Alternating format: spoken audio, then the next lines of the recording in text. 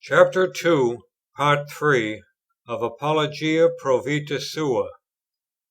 I suspect it was Dr. Pusey's influence and example, which set me, and made me set others, on the larger and more careful works in defence of the principles of the movement, which followed in a course of years, some of them demanding and receiving from their authors such elaborate treatment, that they did not make their appearance till both its temper and its fortunes had changed. I set about a work at once, one in which was brought out with precision the relation in which we stood to the Church of Rome. We could not move a step in comfort till this was done. It was of absolute necessity, and a plain duty from the first, to provide as soon as possible a large statement, which would encourage and reassure our friends, and repel the attacks of our opponents. A cry was heard on all sides of us, that the Tracts and the writings of the Fathers would lead us to become Catholics, before we were aware of it. This was loudly expressed by members of the Evangelical party, who in 1836 had joined us in making a protest in Convocation against a memorable appointment of the Prime Minister. These clergymen even then avowed their desire that the next time they were brought up to Oxford to give a vote, it might be in order to put down the Popery of the movement. There was another reason still, and quite as important. Monsignor Wiseman, with the acuteness and zeal which might be expected from that great prelate, had anticipated what was coming, had returned to England by 1836, had delivered lectures in London on the doctrine of Catholicism, and created an impression through the country, shared in by ourselves, that we had for our opponents in controversy not only our brethren, but our hereditary foes. These were the circumstances which led to my publication of The Prophetical Office of the Church viewed relatively to Romanism and Popular Protestantism. This work employed me for 3 years, from the beginning of 1834 to the end of 1836, and was published in 1837. It was composed after a careful consideration and comparison of the principal Anglican divines of the 17th century. It was first written in the shape of controversial correspondence with a learned French priest. Then it was recast and delivered in lectures at St. Mary's. Lastly, with considerable retrenchments and additions, it was rewritten for publication. It attempts to trace out the rudimental lines on which Christian faith and teaching proceed, and to use them as means of determining the relation of Roman and Anglican systems to each other. In this way, it shows that to confuse the two together is impossible, and that the Anglican can be as little said to tend to the Roman as the Roman to the Anglican. The spirit of the volume is not so gentle to the Church of Rome as Tract 71 published the year before. On the contrary, it is very fierce, and this I attribute to the circumstances that the volume is theological and didactic, whereas the tract, being controversial, assumes as little and grants as much as possible on the points in dispute, and insists on points of agreement as well as of difference.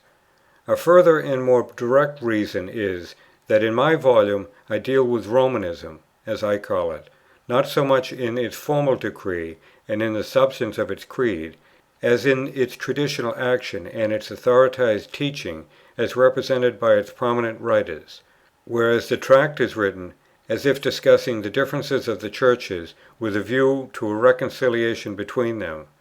There is further reason too, which I will state presently. But this volume had a larger scope than that of opposing the Roman system. It was an attempt at commencing a system of theology on the Anglican idea, and based upon Anglican authorities. Mr. Palmer, about the same time, was projecting a work of similar nature in his own way. It was published, I think, under the title, A Treatise on the Christian Church. As was to be expected from the author, it was a most learned, most careful composition, and in its form, I should say, polemical. So happily at least did he follow the logical method of the Roman schools, that Father Perrone, in his treatise on dogmatic theology, recognized in him a combatant of the true caste, and saluted him as a foe worthy of being vanquished.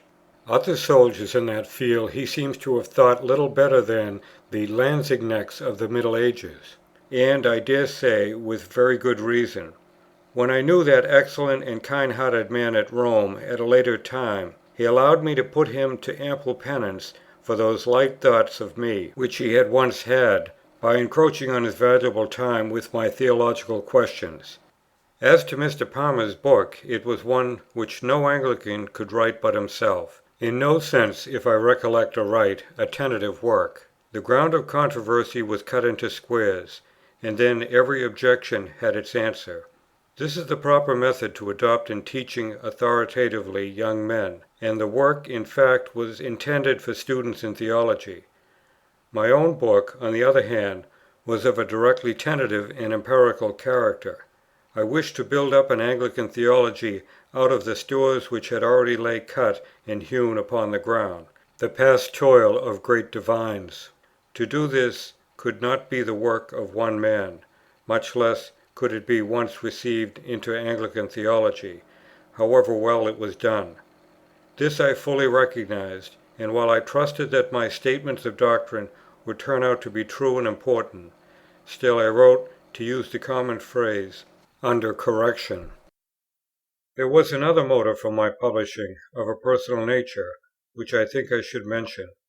I felt then, and all along felt, that there was an intellectual cowardice in not finding a basis in reason for my belief, and a moral cowardice in not avowing that basis. I should have felt myself less than a man if I did not bring it out, whatever it was. This is one principal reason why I wrote and published the Prophetical Office.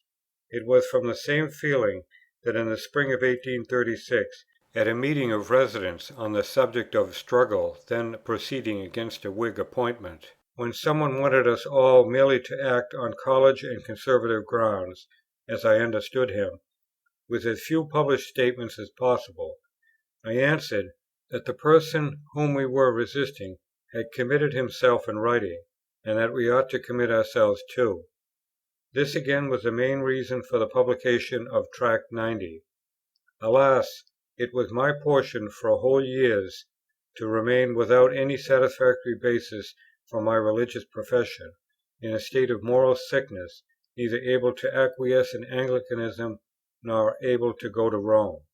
But I bore it, till in course of time my way was made clear to me. If here it be objected to me, that as time went on, I often in my writing hinted at things which I did not fully bring out, I submit for consideration whether this occurred except when I was in great difficulties, how to speak, or how to be silent, with due regard for the position of mine or the feeling of others. However, I may have an opportunity to say more on this subject. But to return to the Prophetical Office, I thus speak in the introduction to my volume. It is proposed, I say, to offer helps towards the formation of a recognized Anglican theology in one of its departments. The present state of our divinity is as follows. The most vigorous, the clearest, the most fertile minds have through God's mercy been employed in the service of our Church. Minds too as reverential and holy, and as fully imbued with ancient truths, and as well versed in the writings of the Fathers as they were intellectually gifted. This is God's great mercy indeed, for which we must ever be thankful. Primitive doctrine has been explored for us in every direction, and the original principles of the Gospel and the Church patiently brought to light. But one thing is still wanting. Our champions and teachers have lived in stormy times. Political and other influences have acted upon them variously in their day, and have since obstructed a careful consolidation of their judgments. We have a vast inheritance, but no inventory of our treasures. All is given us in profusion. It remains for us to catalogue, sort, distribute, select, harmonize, and complete. We have more than we know how to use, stores of learning, but little that is precise and serviceable. Catholic truth and individual opinion, first principles, and the guesses of genius, all mingle in the same works, and requiring to be discriminated. We meet with truth overstated or misdirected, matters of detail variously taken, facts incompletely proved or applied, and rules inconsistently urged or discordantly interpreted. Such indeed is the state of every deep philosophy in the first stages, and therefore of theological knowledge. What we need at present for our Church's well-being is not invention, nor originality, nor sagacity, nor even learning in our divines, at least in the first place, though all gifts of God are in a measure needed, and never can be unreasonable when used religiously. But we need particularly a sound judgment, patient thought, discrimination, a comprehensive mind, and abstinence from all private vanities and caprices and personal tastes, in a word, divine wisdom. The subject of the volume is the doctrine of the Via Media, a name which had already been applied to the Anglican system by writers of repute. It is an expressive title, but not altogether satisfactory, because it is at first sight negative. This had been the reason of my dislike of the word Protestant, namely, it did not denote the profession of any particular religion at all, and was compatible with infidelity. A via media was but a receding from extremes. Therefore it needed to be drawn out into a definite shape and character. Before it could have claims on our respect, it must first be shown to be one, intelligible and consistent. This was the first condition of any reasonable treatise of the Via Media. The second condition, and necessary too, was not in my power. I could only hope that it would one day be fulfilled. Even if the Via Media were ever so positive a religious system, it was not as yet objective and real. It had no original anywhere of which it was the representative. It was at present a paper religion. This I confess in my introduction. I say, Protestantism and Popery are real religions, but the Via Media, viewed as an integral system, has scarcely had existence except on paper. I grant the objection, though I endeavour to lessen it. It still remains to be tried, whether what is called Anglo-Catholicism, the religion of Andrews, Laud, Hammond, Butler, and Wilson, is capable of being professed, acted on, and maintained on a large sphere of action, or whether it be a mere modification or transition state of either Romanism or popular Protestantism. I trusted that some day it would prove to be a substantive religion. Lest I should be misunderstood, let me observe that this hesitation about the validity of the theory of the Via Media implied no doubt of the three fundamental points on which it was based, as I have described them above: dogma, the sacramental system, and anti-Romanism. Other investigations which had to be followed up were of still more tentative character. The basis of the Via Media, consisting of the three elementary points which I have just mentioned, was clear enough, but not only had the house itself to be built upon them, but it had also to be furnished. And it is not wonderful if, after building it, both I and others erred in detail in determining what its furniture should be, what was consistent with the style of building, and what was in itself desirable. I will explain what I mean. I had brought out in the Prophetical Office, in what the Roman and the Anglican systems differ from each other, but less distinctly in what they agreed.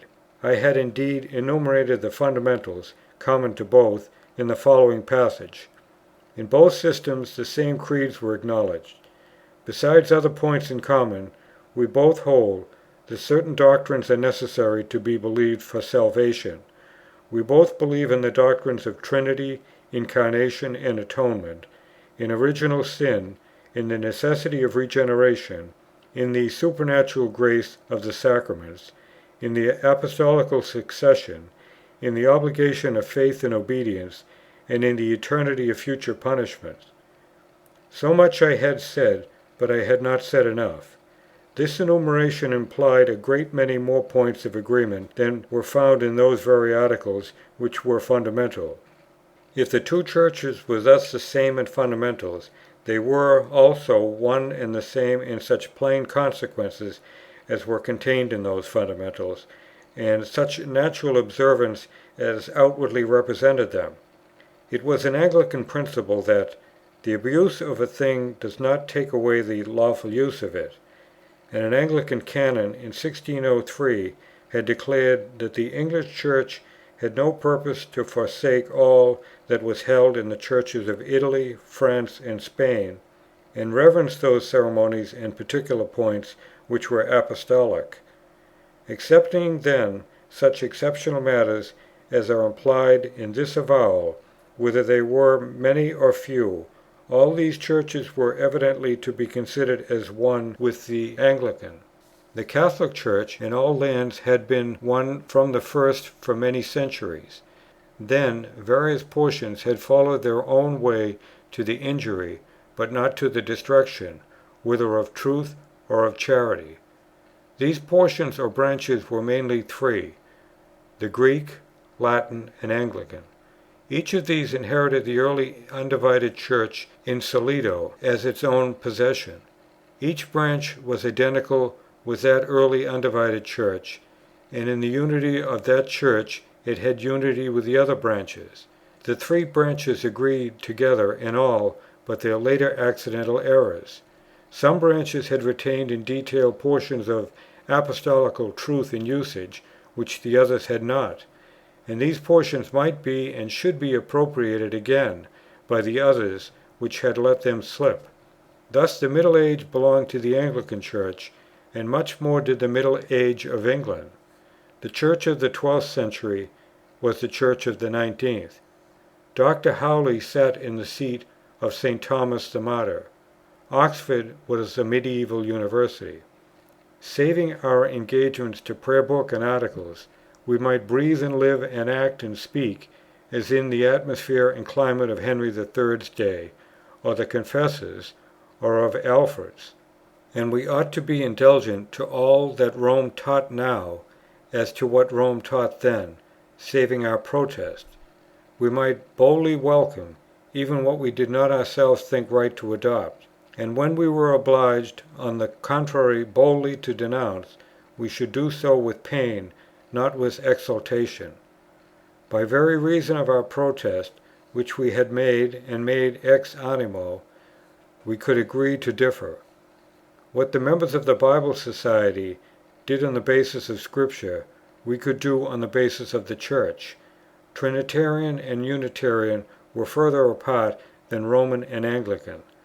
Thus we had a real wish to cooperate with Rome in all lawful things, if she would let us, and if the rules of our own Church let us, and we thought there was no better way towards the restoration of doctrinal purity and unity. And we thought that Rome was not committed by her formal decrees to all that she actually taught. And again, if her disputants had been unfair to us, or her rulers tyrannical, we bore in mind that on our side, too, there had been rancor and slander in our controversial attacks upon her, and violence in our political measures. As to ourselves being direct instruments in improving her belief or practice, I used to say, "Look at home, let us first, or at least let us the while, supply our own shortcomings, before we attempt to be physicians to any one else." This is very much the spirit of Tract 71, to which I referred just now. I am well aware that there is a paragraph inconsistent with it in the Prospectus to the Library of the Fathers, but I do not consider myself responsible for it. Indeed, I have no intention whatever of implying that Dr. Pusey concurred in the ecclesiastical theory which I have been drawing out, nor that I took it up myself, except by degrees in the course of 10 years. It was necessarily the growth of time. In fact, hardly any two persons who took part in the movement agreed in their view of the limit to which our general principles might religiously be carried. And now I have said enough on what I consider to have been the general objects of the various works which I wrote edited, or prompted in the years which I am reviewing. I wanted to bring out in substantive form a living Church of England, in a position proper to herself and founded on distinct principles, as far as paper could do it, as far as earnestly preaching it and influencing others towards it could tend to make it a fact. A living Church made of flesh and blood, with voice, complexion, and motion, and action, and a will of its own. I believe I had no private motive and no personal aim, nor did I ask for more than a fair stage and no favour, nor expect the work would be accomplished in my days, but I thought that enough would be secured to continue it in the future, under, perhaps, more hopeful circumstances and prospects than the present.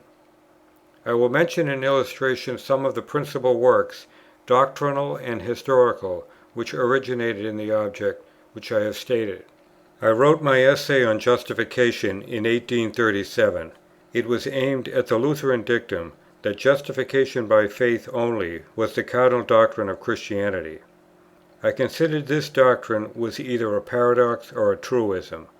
A paradox in Luther's mouth, a truism in Melanchthon's. I thought that the Anglican Church followed Melanchthon, and that in consequence, between Rome and Anglicanism, between High Church and Low Church, there was no real intellectual difference on the point. I wished to fill up a ditch, the work of man. In this volume again I express my desire to build up a system of theology out of the Anglican divines, and imply that my dissertation was a tentative inquiry. I speak in the preface of offering suggestions towards a work which must be uppermost in the mind of every true son of the English Church of this day. The consolidation of a theological system, which, built upon those formularies to which all clergymen are bound, may tend to inform, persuade, and absorb into itself religious minds, which hitherto have fancied that, on the particular Protestant question, they were seriously opposed to each other. In my University sermons there is a series of discussions upon a subject of faith and reason. These again were the tentative commencement of a grave and necessary work, namely an inquiry into the ultimate basis of religious faith, prior to the distinction into creeds. In like manner, in a pamphlet which I published in the summer of 1838, is an attempt at placing the doctrine of the Real Presence on an intellectual basis. The fundamental idea is consonant to that to which I had been so long attached. It is the denial of the existence of space except as a subjective idea of our minds. The Church of the Fathers is one of the earliest productions of the movement, and appeared in numbers in the British Magazine, being written with the aim of introducing the religious sentiments, views, and customs of the first ages into the modern Church of England. The translation of Floré's Church History was commenced under these circumstances. I was fond of Floré for a reason which I expressed in the advertisement, because it presented a sort of photograph of ecclesiastical history without any comment upon it. In the event that simple representation of the early centuries had a good deal to do with the unsettling me in my Anglicanism, but how little I could anticipate this will be seen in the fact that publication of Floré was a favourite scheme with Mr. Rose. He proposed it to me twice, between the years 1834 and 1837, and I mentioned it as one out of many particulars curiously illustrated how truly my change of opinion arose, not from foreign influences, but from the working of my own mind and the accidents around me. The date from which the portion actually translated began was determined by the publisher on reasons with which we were not concerned. Another historical work, but drawn from original sources, was given to the world by my old friend Mr. Bowden, being a Life of Pope Gregory VII. I need scarcely recall to those who have read it the power and the liveliness of the narrative. This composition was the author's relaxation on evenings and in his summer vacation from his ordinary engagements in London. It had been suggested to him originally by me at the instance of Hurrell Froude. The series of the lives of the English Saints was projected at a later period, under circumstances which I shall have in the sequel to describe. Those beautiful compositions have nothing in them, as far as I recollect, simply inconsistent with the general objects which I have been assigning to my labours in these years, though the immediate occasion which led to them, and the tone in which they were written, had little that was congenial with Anglicanism. At a comparatively early date I drew up the Tract on the Roman Breviary. I frightened my own friends on its first appearance, and several years afterwards, when younger men began to translate for publication the 4 volumes in extenso, they were dissuaded from doing so by advice to which from a sense of duty they listened. It was an apparent accident which introduced me to the knowledge of that most wonderful and most attractive monument of the devotion of saints.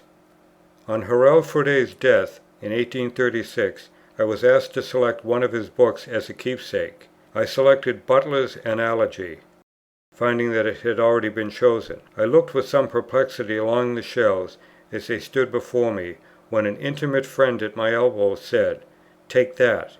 It was the Breviary, which Hurrell had had with him at Barbadoes. Accordingly I took it, studied it, wrote my Tract from it, and have it on my table in constant use till this day. That dear and familiar companion, who thus put the Breviary into my hands, is still in the Anglican Church.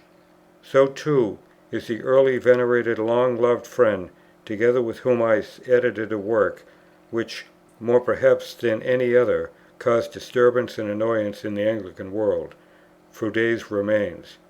Yet, however judgments might run as to the prudence of publishing it, I never heard any one impute to Mr. Keble the very shadow of dishonesty or treachery towards his Church in so acting. The annotated translation of the Treatise of St. Athanasius was of course in no sense of a tentative character. It belongs to another order of thought. This historico-dogmatic work employed me for years.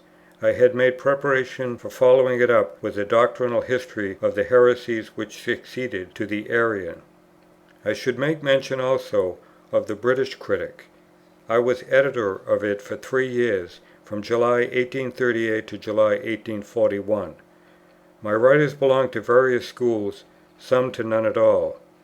The subjects are various: classical, academical, political, critical, and artistic, as well as theological, and upon the movement none are to be found which do not keep quite clear of advocating the cause of Rome. So I went on for years up to 1841. It was in a human point of view the happiest time of my life. I was truly at home. I had in one of my volumes appropriated to myself the words of Bramhall: "Bees, by the instinct of nature, do love their hives, and birds their nests." I did not suppose that such sunshine would last, though I knew not what would be its termination. It was the time of plenty, and during its 7 years I tried to lay up as much as I could for the dearth which was to follow it. We prospered and spread. I had spoken of the doings of these years, since I was a Catholic, in a passage, part of which I will here quote. "From beginnings so small," I said, "from elements of thought so fortuitous, with prospects so unpromising, the Anglo-Catholic party suddenly became a power in the national Church, and an object of alarm to her rulers and friends. Its originators would have found it difficult to say what they aimed at of a practical kind. Rather they put forth views and principles for their own sake, because they were true, as if they were obliged to say them, and, as they might be themselves surprised at their earnestness in uttering them, they had as great cause to be surprised at the successes which attended their propagation. And in fact they could only say that those doctrines were in the air, that to assert was to prove, and to explain was to persuade, and that the movement in which they were taking part was the birth of a crisis rather than of a place. In a very few years a school of opinion was formed, fixed in its principles, indefinite and progressive in their range, and it extended itself into every part of the country. If we inquire what the world thought of it, we have still more to raise our wonder; for, not to mention the excitement it caused in England, the movement and its party names were known to the police of Italy and to the backwoodsmen of America. And so it proceeded, getting stronger and stronger every year, till it came into collision with the nation, and that Church of the nation, which it began by professing especially to serve. The greater its success, the nearer was that collision at hand. The first threatening of what was coming was heard in 1838. At that time my bishop, in a charge, made some light animadversions, but they were animadversions, on the Tract for the Times. At once I offered to stop them. What took place on the occasion I prefer to state in the words in which I related it in a pamphlet addressed to him in a later year, when the blow actually came down upon me. In your Lordship's charge in 1838, I said, an allusion was made to the Tract for the Times. Some opponents of the Tract said that you treated them with undue indulgence. I wrote to the Archdeacon on the subject, submitting the Tracts entirely to your Lordship's disposal. What I thought about your charge will appear from the words I then used to him. I said, a bishop's lightest word, ex cathedra, is heavy. His judgment on a book cannot be light. It is a rare occurrence. And I offered to withdraw any of the Tracts over which I had control, if I were informed which were those to which your Lordship had objections. I afterwards wrote to your Lordship to this effect, that I trusted I might say sincerely that I should feel a more lively pleasure in knowing that I was submitting myself to your Lordship's expressed judgment in a matter of that kind, than I could have even in the widest circulation of the volumes in question. Your Lordship did not think it necessary to proceed in such a measure, but I felt and always have felt that, if ever you determined on it, I was bound to obey. That day at length came, and I concluded this portion of my narrative with relating the circumstances of it.